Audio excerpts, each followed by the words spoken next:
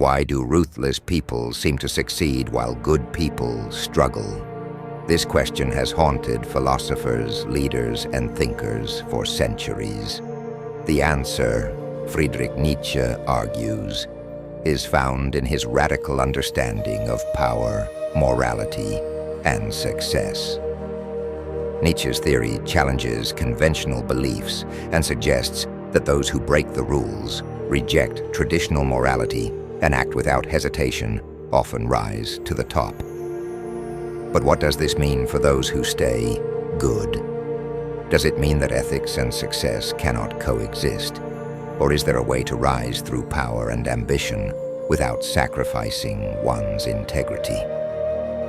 We delve into Nietzsche's master and slave morality, exploring why those with the will to dominate seem to succeed, and what it truly takes to survive in a world that rewards the strong. To understand Nietzsche's perspective, we first need to grasp his ideas of master and slave morality.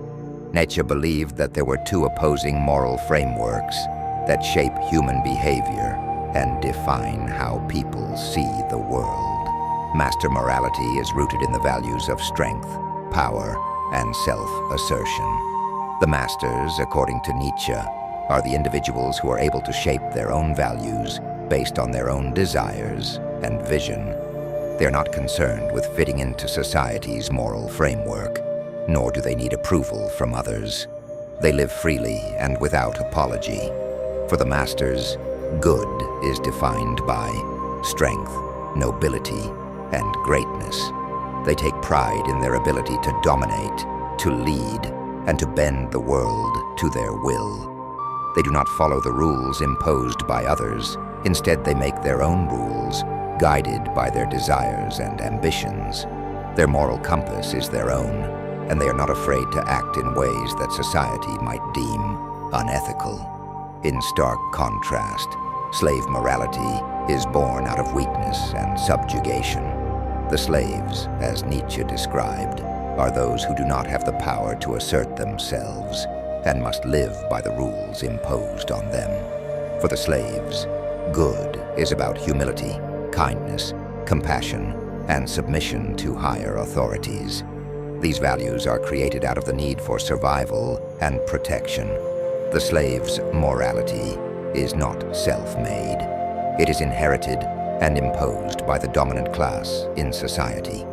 The slaves value meekness and self-denial because they lack the power to demand anything else. Nietzsche argued that the development of these moralities stems from the way people experience their position in society. Those in power, the masters, create their values to justify their dominance. They see themselves as superior and demand respect, not through moral purity, but through strength and capability. On the other hand, those who are oppressed by the masters create a morality that justifies their submission and passivity. The oppressed value traits that protect them from harm, traits like meekness, patience, and compassion. They may believe that the good will be rewarded in another life, or that it is their duty to remain virtuous while enduring hardship.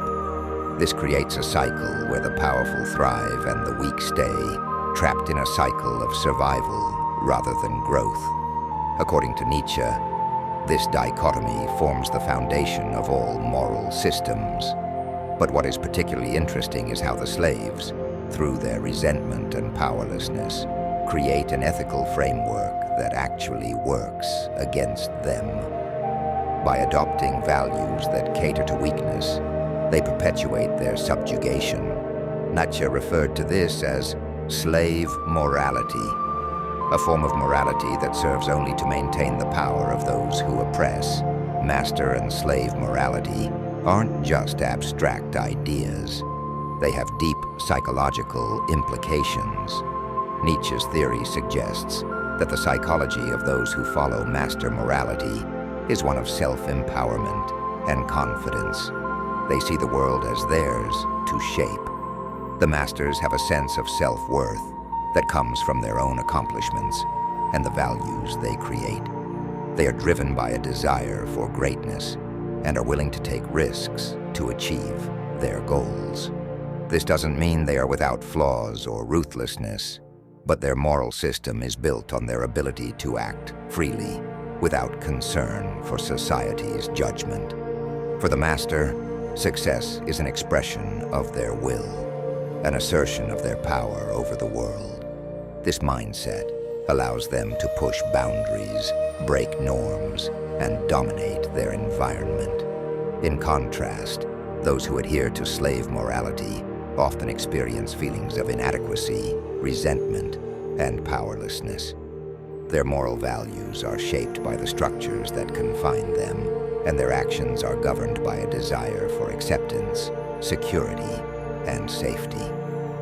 The psychology of the slave is one of submission and fear of failure. They may value virtues like self-sacrifice and charity, but these values are often born from a place of weakness rather than strength.